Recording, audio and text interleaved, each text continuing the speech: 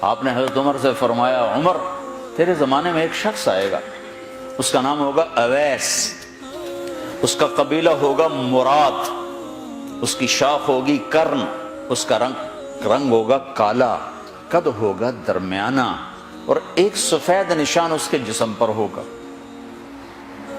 جب وہ آئے تو تم اس سے دعا کرانا، علی تو بھی کرانا، عمر تو بھی کرانا، اور میں قسم کھا کے کہتا ہوں کہ اویس جیسوں سے دنیا بھر جائے تو عمر و علی کے ایک بدن کے بال کے برابر نہیں، لیکن اس کے ذریعے سے ایک پیغام آگے پہنچانا تھا۔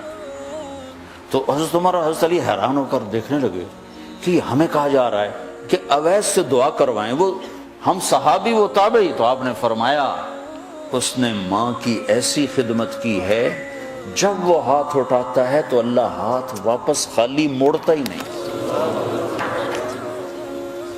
یہ پیغام پہنچانا تھا کہ ماں باپ کے آگے جھکو۔ جس دیش میں آپ رہتے ہیں یہاں کام کی رفتار بہت تیز ہے، ماں باپ اگر موجود ہیں تو کم ہی کچھ نصیبوں والے ہیں جن کو کچھ اولاد کی خدمت ملتی ہے، ورنہ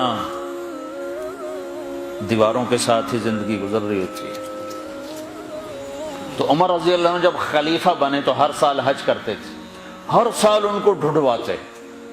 اب مجھے یہ نہیں پتا درمیان کے کوئی سال ہوں گے کہ ایک سال آپ نے حج پر سارے حاجی اکٹھے کر لیے، ایسے اپنے سامنے کا کھڑے ہو جاؤ بھائی، سب کھڑے کر لیے، کہنے لگے بیٹھ جاؤ سارے یمن والے کھڑے رہو، تو سارے بیٹھ گئے، یمنی کھڑے رہے، کہ سارے یمن والے بیٹھ جاؤ، قبیلہ مراد والے کھڑے رہو، تو سارے یمنی بیٹھ گئے، مراد والے کھڑے رہے۔ اس سال میں یمن گیا جماعت میں تو اویس کرنی کے گاؤں گیا، ان کی جگہ پیدا ہوئے، جو ان کا قبیلے کے لوگوں سے ملا، اس علاقے سے گزرا، دیکھا کہ اچھا یہاں وہ ہستی پیدا ہوئی تھی۔ خشک پہاڑ ہیں، بالکل خشک پہاڑ۔ پھر آپ نے کہا مراد والے بیٹھ جاؤ، قرن والے کھڑے رہو، تو صرف ایک آدمی باقی بچا۔ تو آپ نے اس سے پوچھا تم قرنی ہو؟ کہ جی ہاں۔ اویس کو جانتے ہو؟ کہ جانتا ہوں، میرا سگا بھتیجا ہے، میرے بھائی کا بیٹا، لیکن وہ تو تھوڑا پاگل سا ہے، آپ اس کا کیوں پوچھ رہے ہیں؟ تو عمر رضی اللہ تعالیٰ عنہ رونے لگے، کہا وہ نہیں، تو پاگل نظر آتا ہے۔ پھر آپ نے پوچھا کدھر ہے؟ آیا ہوا ہے حج میں؟ ہے؟ کہ جی ہے۔ کدھر ہے؟ کہ جو اونٹ چرانے نکلا تھا عرفات کی طرف۔ تو حضرت عمر نے حضرت علی کو ساتھ لیا اور دوڑ لگائی اور پہنچے عرفات کی طرف، تو دیکھا تو ایک آدمی ایک کیکر کے درخت کے نیچے نفل پڑھ رہا اور اونٹ اس کے چاروں طرف چر رہے۔ تو یہ دونوں حضرات بیٹھ گئے، تو انہوں نے اویس نے محسوس کیا کچھ آ گئے لوگ، تو انہوں نے نماز مختصر کر دی، سلام پھیرا۔ تو حضرت عمر نے پوچھا کون ہو بھائی؟ کہا جی مزدور ہوں۔ کہا تیرا نام کیا ہے؟ کہا جی اللہ کا بندہ۔ کہا بھائی ہم سارے کے بندے ہیں، میں پوچھ رہا ہوں جو نام تیری ماں نے تیرا رکھا وہ کیا ہے؟